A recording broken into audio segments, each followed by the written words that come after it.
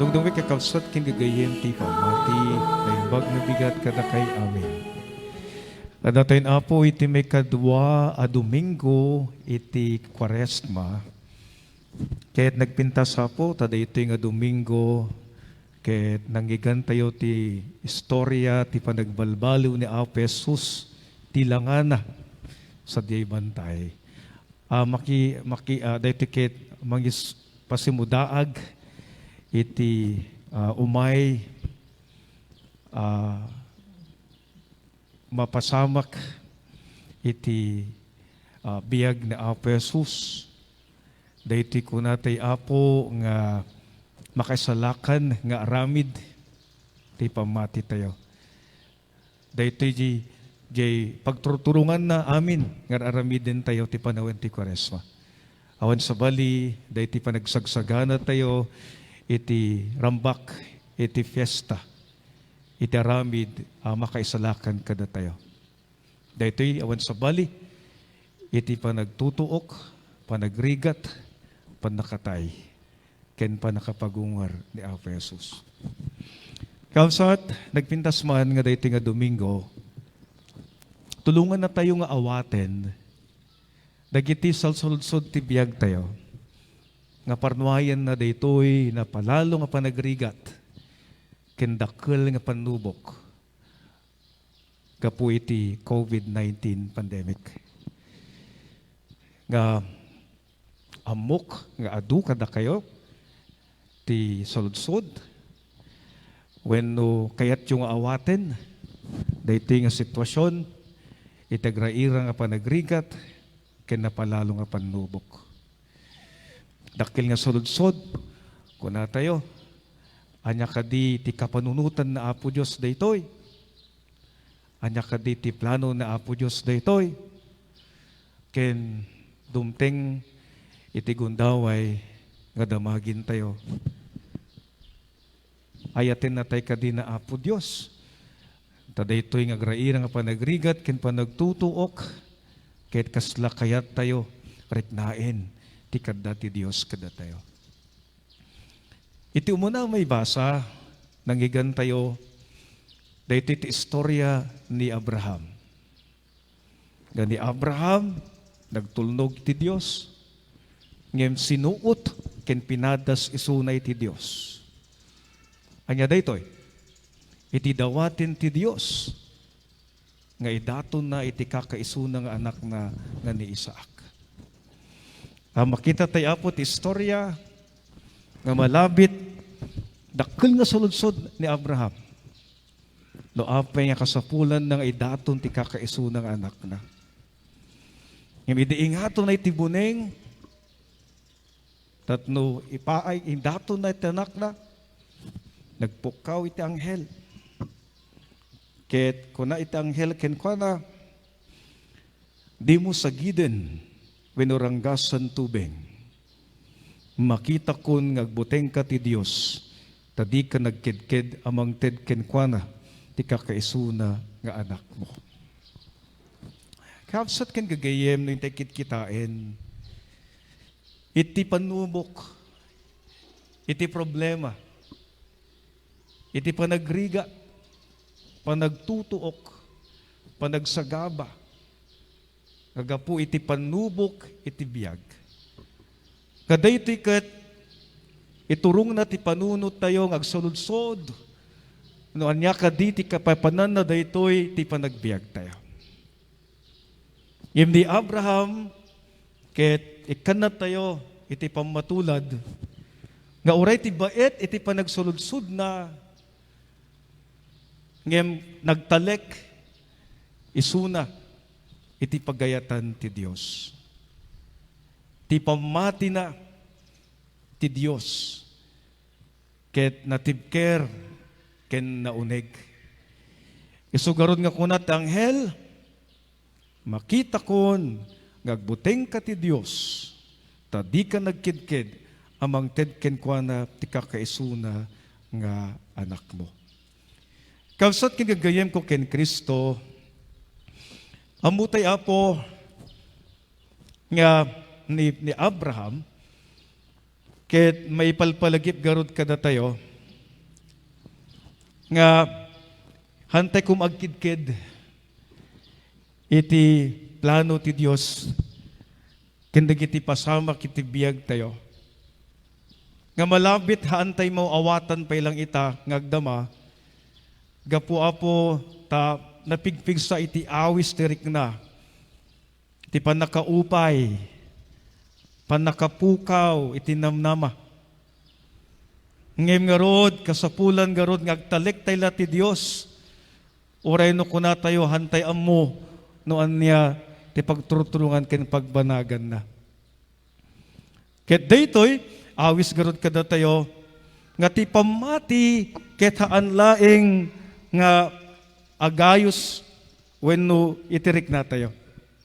Faith is not only feelings and emotions, but faith is all about a decision, a choice, and a consciousness that no matter happens, anya man ti mapaspasamak, agtalik tayo lata ti Diyos, gapu tada ti Diyos, amang tarabay ken tumulong kada tayo. Dito man apo, ti pamati ni Abraham, amang ipalpalagip manen kada tayo, nga the more we give ourselves, the more we make our being for God. The lessons that we can learn from Abraham today is this, that he trusted God. He left his trust to God totally. And he allowed God to take over for the thought that he knew that God has a better plan for him. It happened. Sat kinagayem, isugarod nga makita tayo apo, nga ti daytoy nga panawen iti COVID-19 pandemic, nga malabit nasira po ang ating kalooban. Daytoy nga pandemya, ket adu kada tayon apo itinapukaw da tinamnama napalalo launay iti sakit tinakem ken karunaan di kunatay apo, it has brought a lot of uncertainties that has also changed the way we look at life. But here, our gospel today, the story, the transfiguration of our Lord Jesus Christ, giving us again another shade of meaning on how we have to look at our problems in life, on how we look our sufferings in life, on how we look our difficulties in life, in which it gives us a more positive understanding that problems, that difficulties, that hardships and sufferings that we encounter and we go through in this most difficult time of our life, in this COVID-19 pandemic, is in fact, God has a better plan for all of us. My dear brothers and sisters, our Lord Jesus Christ foreshadowed what will happen to Him, of His passion, of His death and resurrection, simply because He wants us also to tell and let us realize that we are one with Him. We have all a share of His passion and suffering. Lahat po tayo. Yun lang po, magkakaiba po ang bigat ng ating pinapasang krus sa buhay. Lahat po tayo kailangan po ng pangunawa. Lahat po tayo kailangan po ng pagmamahal. Lahat po tayo kailangan po ng pagmamalasakit. And here, my dear brothers and sisters, we are being once again brought to realize that indeed, whatever we go through, our sufferings, our problems, our difficult life today, in fact, giving more meaning and significance in this time of Lent. Most especially, it finds meaning whenever we look at the cross of Jesus. That, my dear brothers and sisters, Abraham gave us an example that in fact, it is only by way of putting our trust in the Lord and most especially believing that God will never abandon us, but God will lead us and God will help us. And most especially, God will help us to lessen the weight of our cross and reminding us that our cross is in fact our salvation.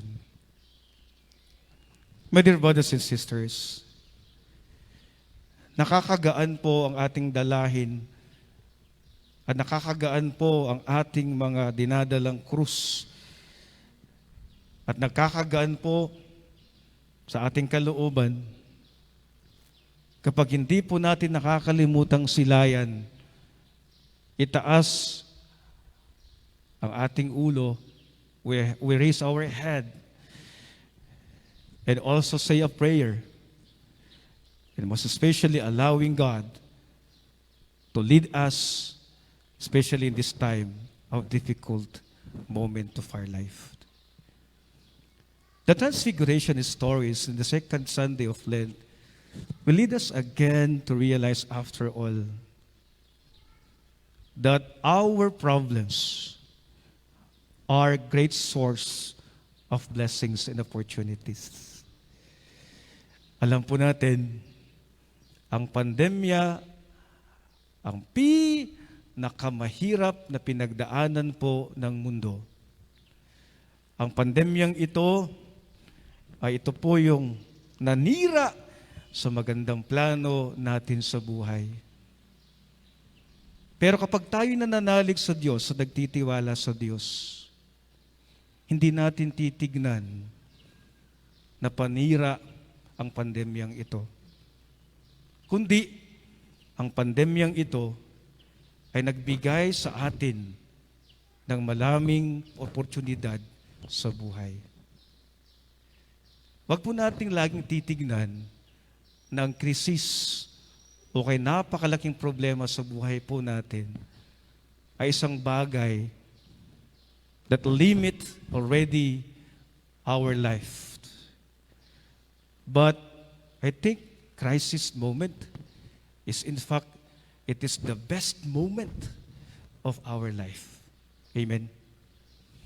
Because actually, in this crisis moment, we have not realized that we have given the best of who we are because we have become the best person that we've never imagined. The pandemic has purified us. The pandemic has made us unexpectedly the best person that we've never imagined. Crisis moment is always the best moment and great moment in our life. It defines us to be the best person. We have learned a lot in this time of pandemic. We will never be the same again, yes.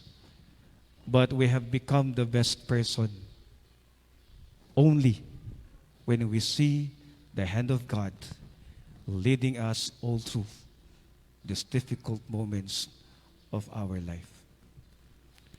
My dear brothers and sisters, we are once again reminded by Abraham that in the test of faith,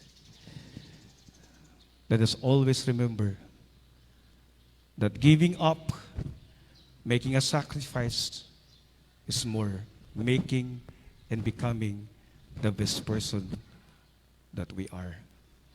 And most especially, my dear brothers and sisters, at this time of Lent, we're once again reminded, my dear brothers and sisters, that the sufferings, our problems, our challenges are in fact source of wonderful and great blessings of our life.